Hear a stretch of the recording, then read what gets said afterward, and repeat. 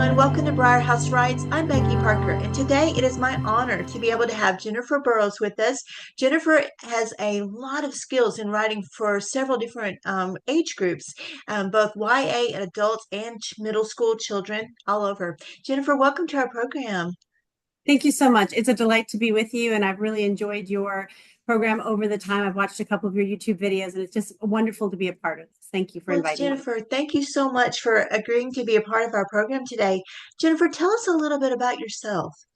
It's funny this, I was talking with my students this week. I'm a teacher, and I was talking with them and I told them, I said, oh, these questions are so hard because when you're my age, you have a lot of little bits to make up your life. But I'm going to focus mostly on the things that pour into my writing. And so I have had a very full life, and I've been very blessed to experience a lot of things. And so I'm from Vermont. I moved to the Bahamas after college as a missionary, and then I moved to Tennessee, where I was coming as a singer-songwriter. I was writing and recording music, and my husband and I were blessed with our first baby, and I decided that my focus would remain in the home and not out of the home. And so a lot of things shifted for me at that point. And then I had on the mission field, I was a teacher.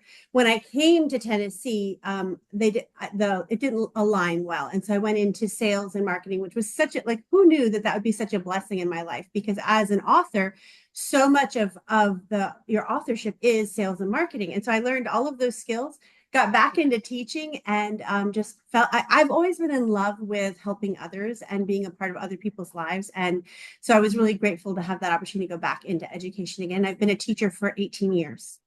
And what part of education are you in? I teach high school advanced honors English at one of the magnet schools locally, and it's just amazing. But I have taught in a lot of different spaces. I've taught in three different counties here in Tennessee, and then I've also taught internationally in the Bahamas. As a missionary, that's what I did. I taught K through sixth grade music for a portion of time, and then that moved to high school, and I taught seventh through 12th grade music as well in the Bahamas. And so that I've like my first love was music. And so a lot of people say, well, you have this whole background with music, and then now you're writing. Like, how do these two things go together? And it's just interesting how God works in our lives, and kind of pulls upon one thing and drives us into another, and allows that creativity to continue to flow and flourish inside of us. It's a blessing. How is that, all of those different experiences, working in the Bahamas as a missionary, being a teacher in Tennessee, how have those experiences impact your writing?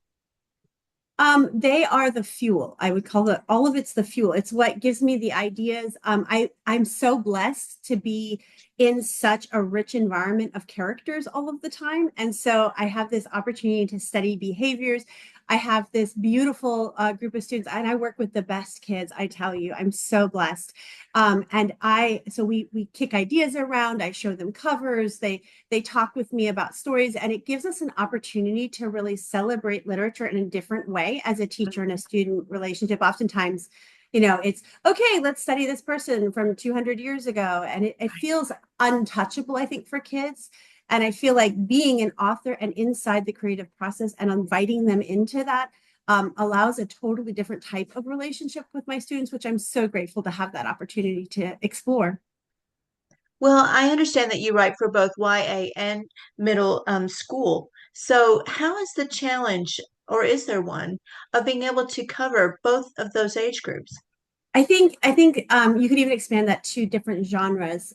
Anytime, and this is a really interesting thing that I learned as an author, anytime you shift from one genre or age group to another, it's a totally different world. It has its own language, it has its own rules, it has its own expectations and tropes. And so, in order to shift from one to the other, I have to really kind of put on that mental space and walk into that. Like, for example, middle grade, um, they are very interested in very strong emotions. And so, and they want to feel things they haven't experienced yet. They want to explore what it feels like to be in a scary environment. They want to explore what that character does, because they're interested. They recognize the world is a little bit bigger than what they experienced in elementary school, when it was all really about them, and they're starting to recognize the world is bigger. And so exploring that. So, like, when I wrote my middle grade novel, Shadows, it's about a character who has the young boy has leukemia.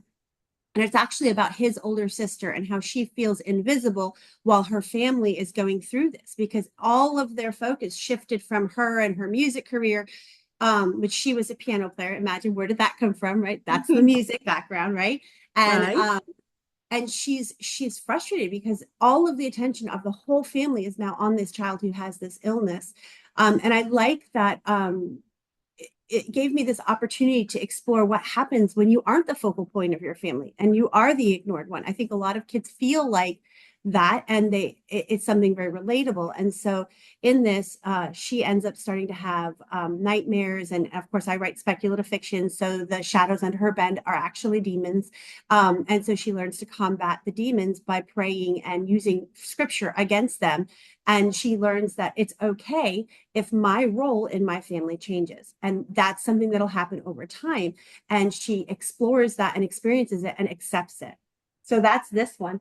And then my YA series was actually written for my daughter, who will never read it because she likes murder mysteries and won't ever read speculative. Like, she doesn't like anything fantasy, or at least not yet. I still hold out hope that she will shift. But it was written in a way, so like in the YA, the first book in the series, there's a love triangle. And I'm always frustrated with how YA is written, because we kind of glamorize the bad guy and we make the darker characters enticing. And now that I'm a full-grown woman with a marriage and a household and a family, I'm like, marry the geek. They're the ones like we need to glamorize the geeks in the world. They're the ones killing it right now. No, but just seriously, we overemphasize, I feel like, that darker aspect. And it would be really nice for our daughters to also see value and preciousness in those that seek a more academic pathway. And so in it, there's the geek, the Caleb, and he's adorable. And he loves to say things like, "Did you know?" Now he's based off my son, and my son is his name is Caleb, and he loves to ask "Did you know?" questions. So you can see, like, a lot of my life is kind of poured into it. But that one I really feel passionate about, because that one's about spiritual warfare. And it's talking about kind of like, yes, life is going on, but like, what about when things that are terrible happen? Like, there's an undergirding to our world that we don't talk about. And so I enjoyed bringing that to the surface with Ephesians 6.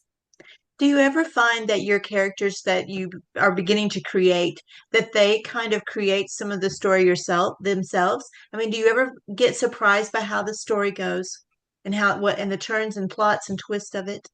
I've heard other authors talk like that, like the character takes on almost a mind of their own. I would say I haven't really experienced that so much. More like, I'll get into it, and it's more the plot. I like plot. Plot is kind of, and I've had to shift to a more character focused.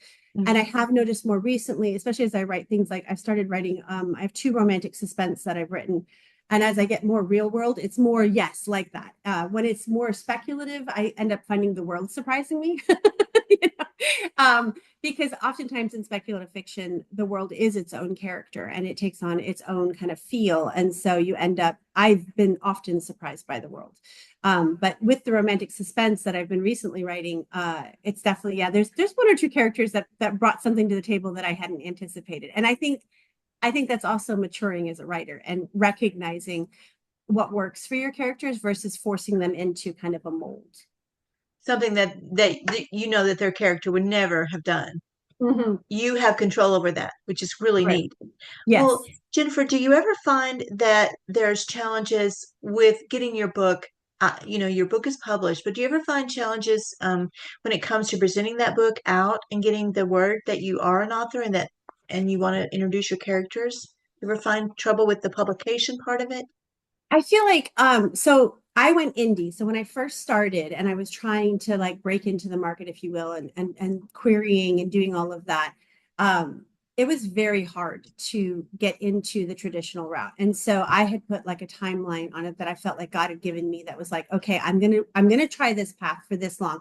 But I've heard of people that have kind of cycled in that phase for 20 years, and I didn't want that to be my journey. And so I had confirmation from the Holy Spirit that my timing was what it was. And it was really funny because I forget things easily. My students would tell you that too. And so I had put a post out to my readership, a couple of years before, that by this date I will publish this book. I had forgotten the date, of course, and so ended up indie publishing, like setting the date to indie publish it for that date. Mhm. Somewhere in my back of my mind knew, and that was the confirmation I needed, that okay, this is supposed to be indie published. And going through indie publishing, I will tell you two things. One, I learned so much that has helped me in the traditional market. And I'll talk about the traditional market in a second, but I think going out into it, as I know I'm going to have to do all of the work. I learned formatting, I learned marketing, I learned like specific to books. I went after it differently. And by doing that, I enhanced what I knew, making me more marketable and also understanding of what the market requires. Right. And then the second thing is that so just recently I went traditional in my last book, Free Falling, that came out in January. This book is traditionally published. So I'm officially a hybrid author right now. And I really enjoyed the control of being indie, but like actually reaching my readership was so hard for me, because it felt like you were just like posting into the void and there's so much, and it's just like a fire hose all the time going at our readership. And so I did learn marketing through Amazon ads. I'm working right now on Facebook ads and learning those. But it is that, I would say that's probably one of the hardest things, is finding your readership. And I encourage anyone out there that's struggling to, like, I hear oftentimes as I coach, because I'm also a book coach, I hear often people say, well, I love writing, but I hate marketing. And I'm like, we can't, that's like saying I love one side of a quarter, but not the other side of a quarter. You can't, you have to work on shifting that paradigm and start accepting that working on your marketing and your sales is an equally difficult task, and one that should start when you start writing the book. Like, start really exploring, as you're exploring how to write a book, explore how to market a book. Because if you can do that, then when you launch the book, you're not launching it into a void. And so I've walked a couple people across that line, working with, I have a student actually who just published her debut novel, middle grade fantasy and Christian fantasy. And she's experiencing a little bit of that void right now, and it can be daunting. I think that is incredibly good advice because when you are so excited about getting your book published, but then you don't realize, oh, there's actually a lot more work involved. Mhm. So I think that's a very good common sense approach, Jennifer. Well, Thank speaking you. of reading, Jennifer, would you read some of your work for us? I'd love to I'd hear. be happy to. I'm going to share with you Free Falling, my most recent book. This is a dystopian Christian futuristic novel. It is based in Nashville, Tennessee, right around where I'm from, Middle Tennessee, and it is 180 years in the future. So there, you'll notice that there's a lot of tech aspects. Now it's light sci-fi. I don't write hard sci-fi, and it is all based in our world. But our world has gone through some things in 180 years. You can imagine, just looking at the last, let's say, 20. What would happen if we multiplied that to make it 180? I mean, there's just a lot of things that can happen. And so we're following this main character here, Serenity. She is a teacher. See how life dovetails into it. But she is a teacher under the dome. And the dome is her home. And it's a very kind of urban setting, all cement and gray and like glass and clean lines and very modern. Okay. So I'm going to go ahead and drop us into chapter 5 at the inciting incident. And this chapter is titled The Day of Reckoning. I dropped Gracie's arm, and the hallway transformed into a blur of whispering, wide-eyed students, their hissing words finally registering. A fight. Familiar shouts punctuated the air. No, where were my students? I started counting. The number was wrong. Counting again, I willed my heart to calm. Still, only 10 stood dispersed along the hall. Some were hesitantly moving closer to the noise. Gracie probably waited behind me. Raquel, Juliana, they were unaccounted for. 3 students from a class farther down pushed past me, and in a surge of motion, I threaded my way through disorganized clusters of gossipers and followed the small group. A feverish chill spread across my skin. Sweat coated my palms. Someone surely contacted the FBA already. Blood rushed violently to my limbs. Enforcers were coming. Ignoring the cameras recording and reporting everything, I shoved into the crowd ahead of me. A large teenage boy's shoulder slammed into my jaw. My teeth closed on my tongue. I winced. A gathering only 30 feet away grew with each student courageous enough to travel the hall's length. Drama. It always inspired voyeurism. I swallowed the metallic tang of blood. A flash of wild red hair spun inside the circle and then dipped out of view. My heart stalled. I needed to get closer. Jin stood, arms folded on the edge of the crowd. 3 other teachers stood in even spacing outside the perimeter of the gathering, and all of them followed protocol.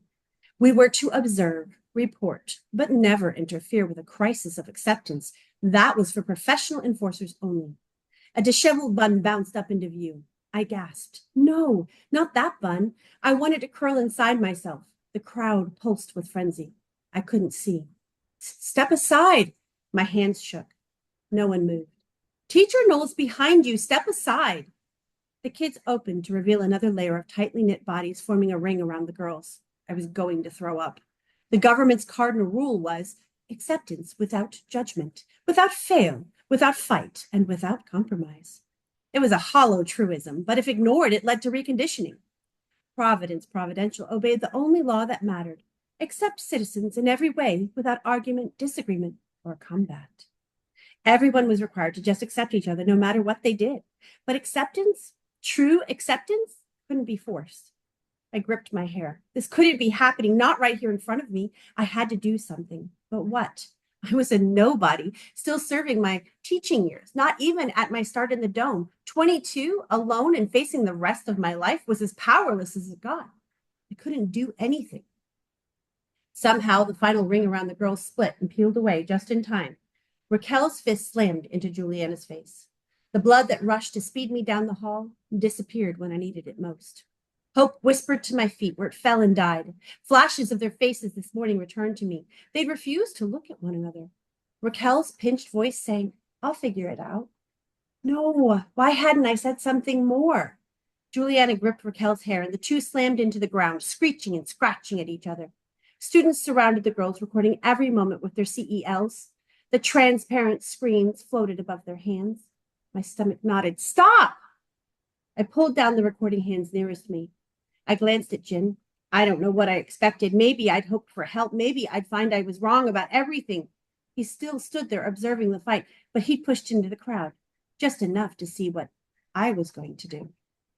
What had I said? In a panic, I traced over my words. His CEL transmitted the feed along with the students, but he seemed to include me dead center in the shot.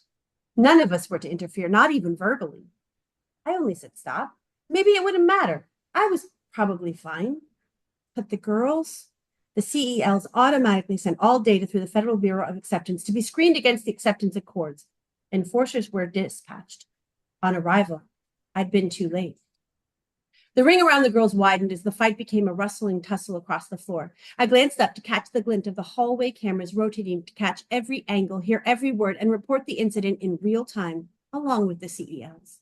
The urge to fight for my girls raced through me, but on its heels stepped the ever-present fear. I couldn't do anything without risking everything. DMA moved to my side. He'll never like you, Juliana screamed at Raquel, her face turning blood red. At Juliana's words, Raquel slammed into Juliana, shoving her to the ground. Juliana jumped back up, swinging her fist. Raquel dodged Juliana, coming close to where I stood, barely shifting my body weight. And with DMA blocking my movements from the CELs, I wrapped my hand in a vice grip around Raquel's wrist. In a fierce whisper, I said, stop. As if following my lead, DMA spoke quietly to the ring of students. Leave them alone. A boy shouted, this was a judgment. I swallowed convulsively, willing DMA not to follow my example anymore. The dome gained sick satisfaction in the cycle of rule broken, children taken, and shadows returned. Maybe every kid was at some point a bit of a sadist. Following suit, a girl cried out, intolerance. Individual words blended together with only an occasional phrase breaking through. Acceptance law, broken. I stood there, immobile. Now separated, both girls stood, their heads hung low. Reality was suddenly real. My expression reflected back in the floating screens of the CELs surrounding me. I turned to Raquel and begged her with my eyes to explain why. A uniformed FBA's face filled every CEL screen. They hadn't interrupted the fight, so the entire infraction would be recorded for the hearing. Thank you for reporting incident number 346159. The matter will be handled soon. Please remain where you are. The cell screen spoke in tandem. Estimated wait time, 3 minutes. My arms and legs were lead. How could I accept what was next? Bile fought its way up my throat and I swallowed it back. I had no power. Drones released from the walls and surrounded Raquel and Juliana. One buzzed beside me and flashed red at me. I wouldn't step away. I couldn't just hand over my girls. I wouldn't let them stand and wait alone. Why Raquel and Juliana? They were fireflies that lit the night canvas of the dull day-to-day routine. My only real connections in this world were about to be severed. Move away from the perpetrators, the drone ordered. I couldn't let the FBA take them. Now my favorite students would haunt me with their vacant expressions. Shadows tore at my gut. Gracie peered at me from across the crowd. The charred remains of her mind somehow recognized the gravity of the moment and drew her into it, even if she couldn't give voice to her concerns. She stepped forward with one hand partially outstretched. Her mouth formed a silent no. Estimated wait time, 2 minutes, the cells chanted. The drones blinked the seconds away, hovering at the girl's shoulders and mine. Students had pulled back from one another, loosely packed around the now gentle drama. Everyone waited for the FBA. They'd return with shiny new compliant attitudes at the cost of a child's potential, their future, and their individuality. I shook my head. Why? Jin spoke lazily from within a loose group of students, his CEL still recording. You can't stand in the way, Sarah. The authorities will deal with them. Come wait with me. His words set my skin on fire, flushed with anger, frustration, and a desperate need to do something, anything. He was completely wrong. We needed to fight for the kids. At least someone should. It didn't matter right now. I was already too late for Raquel and Juliana. I wasn't having this argument with Jin. I want to be here for the girls. I smiled to soften my no. Jin touched my arm. It's too late. Protect them when they're yours to care for, but trust the powers that be to protect us all. Our responsibility is to observe and report. I pulled away. They were just children. It could have been me years ago. It was my mother, and she never returned, not even as a shadow. He sucked his teeth. His warm brown eyes were suddenly cold and lethal. You've seen this. You know how it ends. I moved closer to Raquel. The drone hit me with its weaponized laser. It was a warning, but the burn seared a long stretch along my upper arm. I twisted away. Jin's voice was more forceful. You need to come with me. You're only going to get hurt. Stop it, Miss Knowles. DMA rushed up behind me. We need you. I couldn't help the anger that boiled in my chest. I couldn't fight everything wrong with the world. Teaching was supposed to be simple. Follow the prescribed program, serve your time, earn a better station at a later assignment. The here and now wasn't the forever and always. Suddenly, I was aware of my other students peppered throughout the crowd, each of them caught on my every movement. DMA was right. I took a deep, calming breath and squared my shoulders. Estimated wait time, 1 minute, the cell's voices gutted me. Interactions with the enforcers gave me the worst attacks, and they couldn't get the best of me now. I needed a clear head, no flashbacks. Jin stepped to Juliana's side, facing me. He eyed the timer. To an outsider, he would appear authoritative, but he wouldn't touch the wild redhead, and his condescending glare spoke volumes of what he really thought of me. Why my two girls? Juliana's voice seemed small in the quiet hallway. Maybe if we explained. Jin shook his head, and her face crumpled. Was this all over a boy? Maybe if you did explain, the enforcers would. I drifted off as a glimmer of curiosity filled Jin's eyes. The FBA have arrived. Please stand back and wait in an organized manner along the walls to offer your report. The drones rattled in unison. I turned both girls to me and I locked gazes with them. I greedily sucked in the last light of life shimmering in their faces. My heart's cage was too tight. Please, I said, squeezing them to me. Tears sparkled in Raquel's eyes and Juliana's chin trembled. I bit my lip. I had to memorize the bright intelligence in their eyes, the redness in their cheeks. Even though my mind knew better, my heart hoped our connection would outlast the reconditioning. A crazed madness tore through me, desperate to save the girls. Hatred for the inevitable burned against the reality of my powerlessness. Juliana shook in my grip, as any child facing a group of militia would. She knew what was coming for her. A very sober Raquel glanced down the hall as the adrenaline receded. Hi, I whispered. You know better than to fight over a boy. Stop there. It gives a very chilling picture of what the future might actually be. Why, thank you. I hope it's not actually going to be that way. I hope that, I mean, when writing this, I really wanted to draw our attention to the things that needed to be changed and for us to think about the how our decisions affect our future. Because I think sometimes we're so vested in the here and now, we forget that some of the choices we make impact what's going to happen to our children's children's children. Well, I like the fact, though, that even though it was in the future, the girls were fighting over a very common problem now, which is fellas. Yeah. So, And I feel like there are some things like if you go back 300 years, you go forward 300 years, that will be universal. And I feel like that's something that I've seen throughout my teaching career. well, Jennifer, I wanted to ask you, um, if you see yourself in 300 years, when you go back and look at your work, and people are looking at Jennifer's work, what do you want your legacy to be? I think I want my legacy to be truth. I really feel strongly that sometimes there's so much noise that's in social media, in all the things that are said, even on the news now. I want truth to be something that uh, when people pick up my books, they know they're learning something deeper and something real, and that it will impact them on a level that isn't. Susan May Warren, I'm reading her book Story Equation right now, which is a book that helps authors learn. I'm always about learning. I'm a teacher. I need to always be learning, even with 7 books published. And I love what she says because she's in there and she says I can't quote it from memory, but it's something along the lines of like she wants to leave. We want to impact our readers in a way that is forever, that forever shifts their understanding of some truth. And so that's really important to me. And when I read that, it really resonated with me because like in Shadows, the middle grade book, the truth is you don't have to be afraid. There are things we can do when we have fear, and we're, they're calling this the next generation of children kind of the anxiety generation, and they're full of panic and anxiety and fear. And so a lot of that is inspired this, and then the truth in this series was there is a war going on. There's a real reason bad things happen, and there's a real reason that we struggle. And like sometimes you might feel a little bit crazy in your head and your heart, like why is this happening? And there's a reason, and we can actually know what that reason is, and that's spiritual warfare. There's things going on that we're not seeing that's always upsetting the world we live in.